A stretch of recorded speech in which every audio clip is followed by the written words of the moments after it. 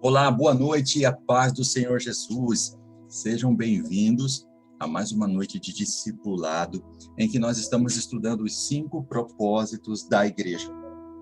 Entre eles está ali a adoração, a comunhão, o discipulado, serviço e evangelismo.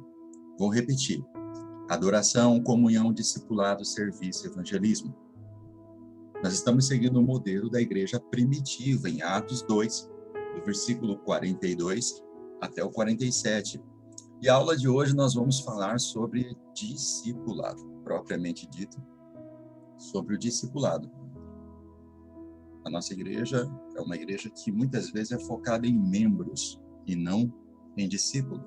E acabamos nos esquecendo que nós somos discípulos e que é o mandamento, conforme diz lá em Mateus, capítulo 28, em que Jesus diz: ide e fazei discípulos. O nosso desafio é deixar de sermos membros de uma denominação e nos tornar discípulos de Cristo, conforme o apóstolo Paulo ensinou, dizendo que nós deveríamos transmitir esse conhecimento, esse ensino para homens fiéis, no caso também para mulheres fiéis. Então, nós sabemos que esse discipulado só é possível quando a gente persevera na doutrina dos apóstolos, que são a coluna da igreja, e também de Cristo, que é a pedra fundamental, que é o alicerce da igreja. No estudo de hoje, nós estaremos abordando o discipulado, o segundo propósito de Deus para a igreja. Vamos entender os valores do discipulado bíblico, e para isso é fundamental entendemos que ele faz parte do crescimento da igreja, que a nossa igreja seja conhecida como uma igreja discipuladora, que empenhar-se em fazer discípulos de todas as nações, tribos, povos, línguas. E para isso eu quero começar dando para vocês a definição de discipulado. A palavra discípulo no grego é matetes, que significa aluno, aprendiz. Para discipulador, o grego traz a palavra didaskalos, que significa mentor, mestre, professor, e você vai achar isso lá em Mateus capítulo 10, versículo 24. O discipulado é um projeto para todos, porque ele faz parte do ID. O ID de Cristo é para todos, pois todos os crentes receberam de Deus o ministério da reconciliação, conforme o apóstolo Paulo disse lá em 2 Coríntios, capítulo 5, versículo 18. Dessa forma, é responsabilidade da igreja treinar, ensinar, capacitar, disciplinar e acompanhar cada membro para que cada um possa exercer com excelência o seu chamado, ou seja, ser um discipulador. Note bem que todo esse processo acontece naturalmente na vida de uma igreja na qual o discipulado está acontecendo. Ou seja, discipulado gera discipulado, discípulos geram discípulos. Aí se torna natural na vida de uma igreja em que o discipulado já está acontecendo. Agora, o discipulado precisa ser promovido inicialmente para que depois ele se torne natural. E nós sabemos que esse projeto de Deus tem a função de gerar vida na igreja. O discipulado é importantíssimo. Como eu disse, precisamos deixar de ser uma igreja de membros para nos tornar uma igreja de discípulos. Antes de ser assunto aos céus, Jesus chamou os discípulos e deu-lhes uma ordem. Portanto, ide, fazei discípulos de todas as nações, batizando-os em nome do Pai, do Filho e do Espírito Santo, ensinando-os a guardar todas as coisas que eu vos tenho mandado. Eis que estou convosco todos os dias até a consumação dos séculos. Amém. Através do discipulado, que promove a edificação no corpo de Cristo, vidas espirituais são geradas, crescem, amadurecem e se reproduzem no reino de Deus.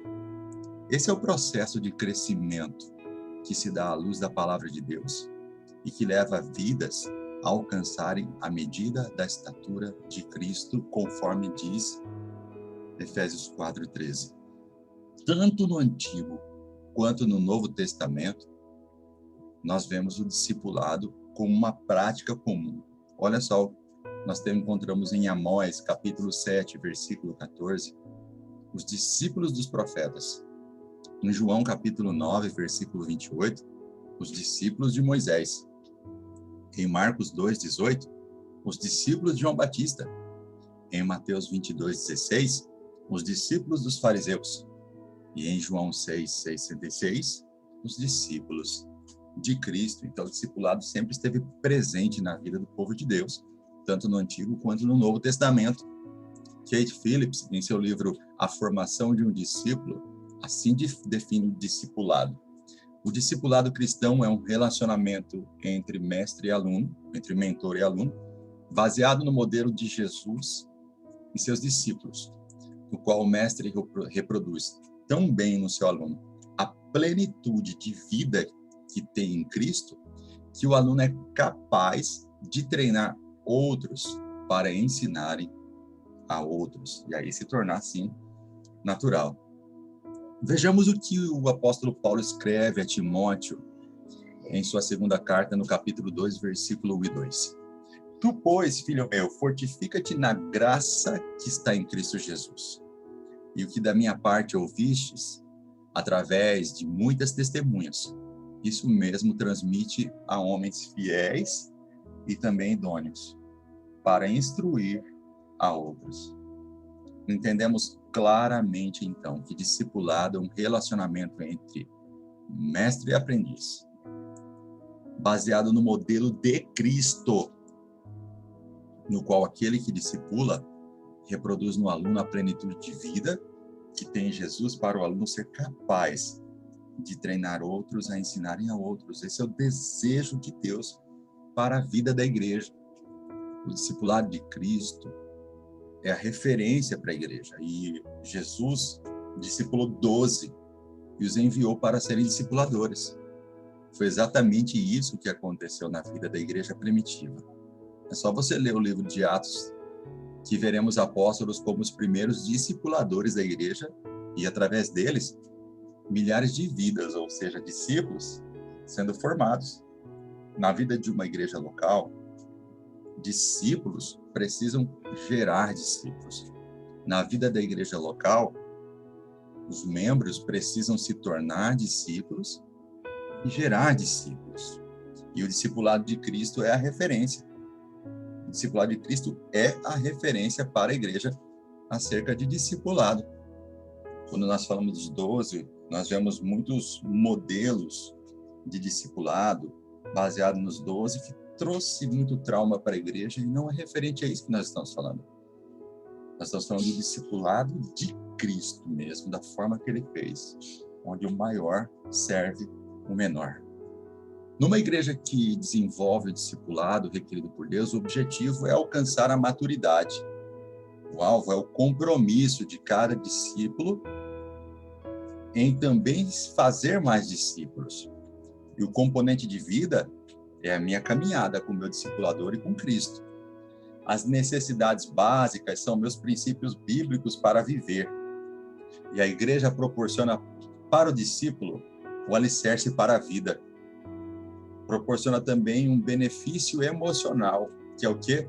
A estabilidade emocional na vida de um discípulo. Precisamos deixar de ser uma igreja de membros para nos tornar uma igreja de discípulos.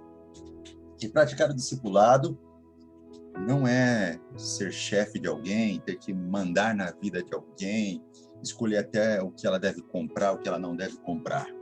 Não, ser discipulador, primeiro é ser discípulo, e depois é fazer discípulos, ensinando os mandamentos que Cristo ordenou, ensinando cada pessoa a maneira agradável diante de Deus de se viver. Nosso desafio, deixar de ser uma igreja de membros para se tornar uma igreja de discipuladores. E você, aceita esse desafio? Os 5 propósitos da igreja. Até a próxima aula. Deus abençoe a sua vida e da sua família.